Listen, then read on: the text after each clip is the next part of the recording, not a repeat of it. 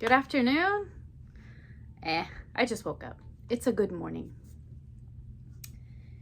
So let's see. I just had 2 overnights and I didn't really have any large whips to take with me to work on. So it was kind of a Mod Podge kind of crochet marathon. The first night I had in my bag, this was laying around. This isn't my yarn. This fuzzy stuff falls off and gets absolutely everywhere. So the whole evening I was making sure that I didn't leave fluff and stuff on anyone's floor that I was working with. So I had these, and I bought this to go around the border of the baby blanket I was working on that I shared with you. And I really wanted to use up the rest of this. When I went to Michael's to buy this, they had their Halloween display out. Glow-in-the-dark Google Eyes. There were 10 in here and it's $1.99. I think I shared these. Well, I wanted to make critters and creatures. So my first night on my overnight, I wish I was an octopus. Okay, so my first night on my overnight, oh my goodness. I was also able to pick these up from the $1.25 tree. So these are some other Google Eyes. These are slightly bigger, and those eyes are regular jiggly eyes popped into the plastic. So I don't know how baby friendly those are. These are much more compact. Let me get you a good. Much more compact, and those eyes are in there solid. I like these better. This is a bit of a better deal. But I didn't have the glow-in-the-dark ones, didn't make it into my bag, but the colorful ones did. I wanted to make little tiny fun things to find to put into the little free library. So just winging it, didn't have any patterns. I made a slug, a little slug. I made 2 of the slugs. Oh, one slug's already out there. And then I made this frog body. I know, kind of a crazy little looking thing. I made 2 of those. And for the legs, I just chained 6 to make the little front legs. And I chained 10 to make the little back legs.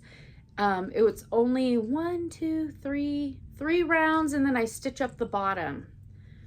So very, very simple. Just a little thing to put in a little Halloween trick-or-treat bag, put it in the little free library. Somebody comes upon it, it's just a little trick-or-treat, something special. Besides the book, you need a book buddy, you need to read to something. And then I made this one experimenting. I just put a whole bunch of loops across the top of it and did little 3 rows down. So it kind of looks like a little hermit crab, kind of octopusy hermit crab. I don't know, fun. And then I did an octopus off of a pattern, no eyes. I'll stitch some eyes on that before I put it out in the little free library. So I did that the first night. The second night, I wanted a bigger project to work on. I wanted something substantial. Those were fun, but it takes a lot of time just to kind of think of what to make next. Just wanted to sit and crochet. So I took the tape yarn that I got from the secondhand store. This is the Katia from that pattern book that I have. The patterns are really intense and take up a lot more than what I actually have. And it's that ribbon tape, and it's got nice little flecks of color in it. I thought it would be great for a sun hat. So I took it with me, started working on it, found an excellent cute little tutorial started working on it and building up. It's way too floppy. It's way too floppy. I think this needs to be something crocheted with big holes, lacy, and drapey. Thinking like a garment. But then that crazy blankety loops and thread was still inside my overnight bag. So I got flustered with that. But that's okay. I'm gonna rewind that, scrap that idea. That is not what that wants to become. Before I went to work, I stopped at the $1.25 tree and I got some little cookies to munch on while I was working. Drinking a little cookie snacks. And I noticed that my local has the little kits. So I picked up the little cat kit. Whoop. For $1? Let's check it out. The hook, I knew. I've watched other reviews, so I knew the little plasticky hook, it was $1.25. How much did I really think that they were gonna invest in putting the kits together? The little eyes I repurposed. The fluff I repurposed. The yarn is very lofty, so it smashes down a bit. I did use a regular hook on it. But that wasn't even the challenging part. The challenging part is this pattern. I'm gonna go ahead and share it because I'm a pretty confident crocheter. Like, I can follow patterns. I'm pretty good. I cannot, however, follow this gibberish, which leaves holes where it doesn't really tell you what more to do. I showed patience. It's not written in a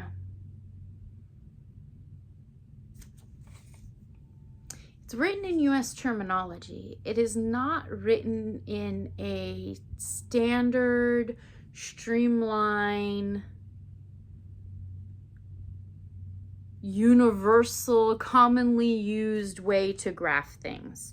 There is no written step-by-step pattern. I'm okay with following graphs. The way the graph is written is very... Oh, my camera doesn't really want to focus on that, huh?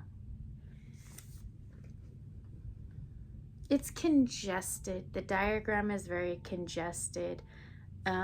It's hard to evenly space out rounds as you go, showing increases and decreasing.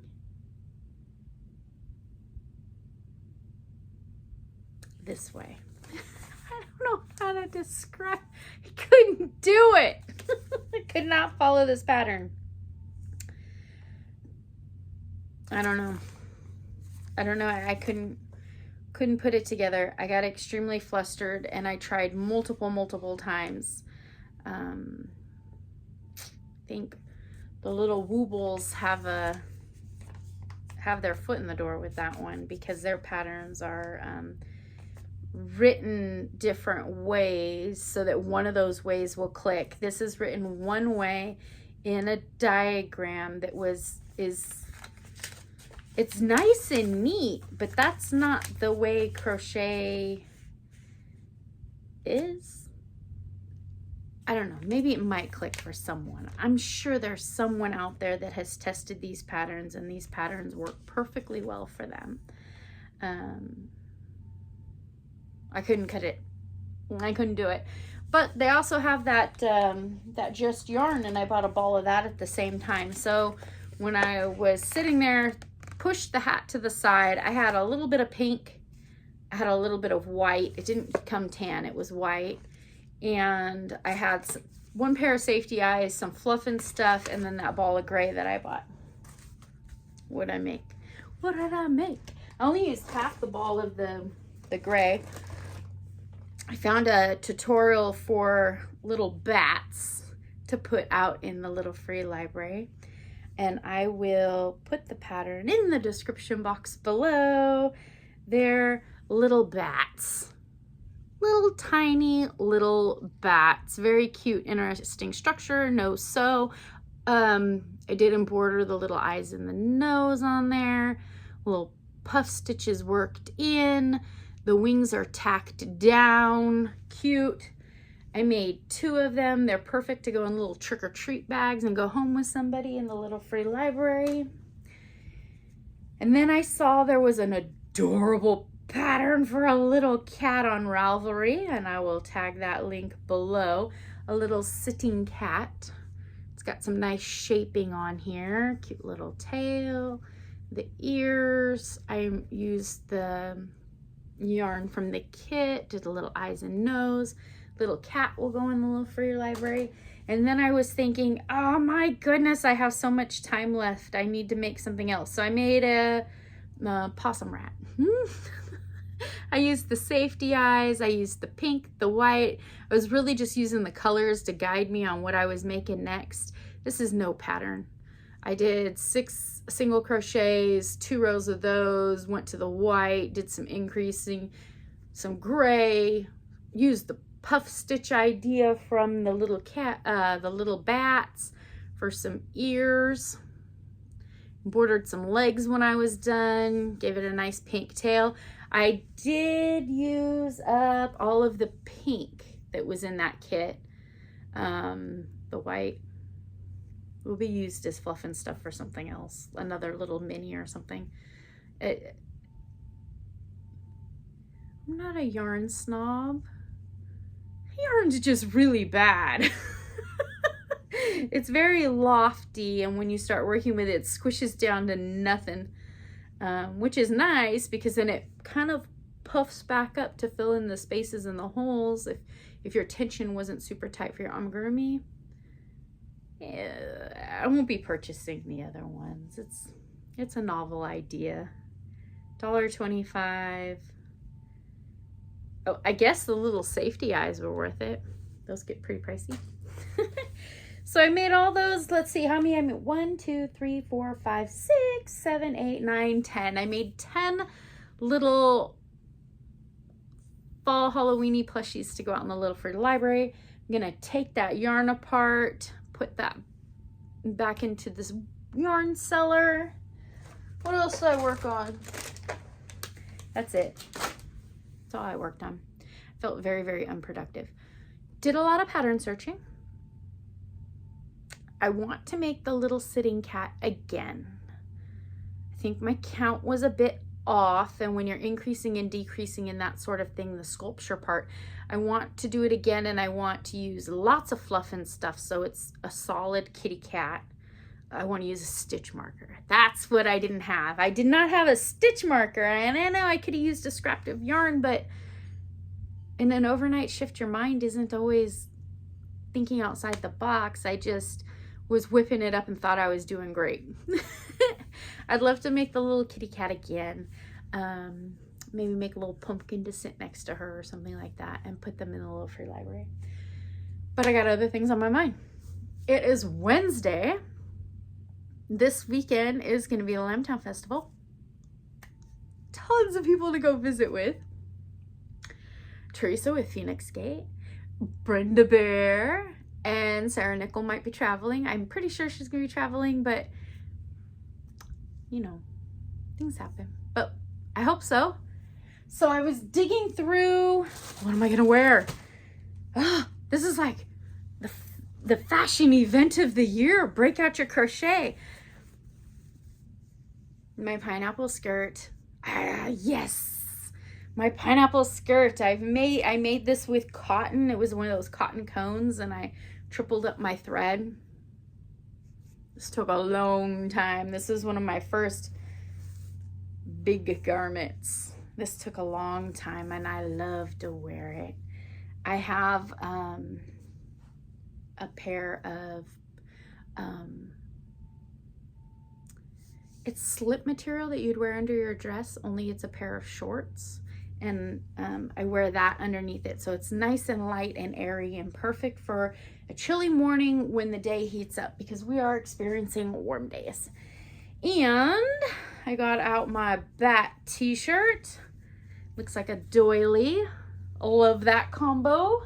So I'm gonna be wearing that on, let's see, so the festival opens Thursday. So it's Thursday, Friday, Saturday, and Sunday. Sarah's coming Friday night. We'll be going Saturday, possibly Sunday if, I don't know, I like to leave wiggle room for the what ifs, right? So going Saturday, Sunday. Really want to go Friday. I want to go Friday, Saturday, and Sunday, but I don't want to rush over there before she gets here. I want to go with her and experience the whole thing. Patience, Amy, patience. It'll be fun. I look forward to the Lambtown Festival in Dixon, California. Every year, it's a blast. All of the little LYS all over the Bay Area show up, even little outskirts of the Bay Area, just the whole Northern California. Everybody goes. Everybody has a great time. There's sheep shearing demonstrations. There's spinning demonstrations. I need to make sure that I climb up in the closet and pull down my wool and my spindle that Brenda helped me with. And I want to take that with me. I want to pick up a little bit more pizzazz and color to add to what I'm working with.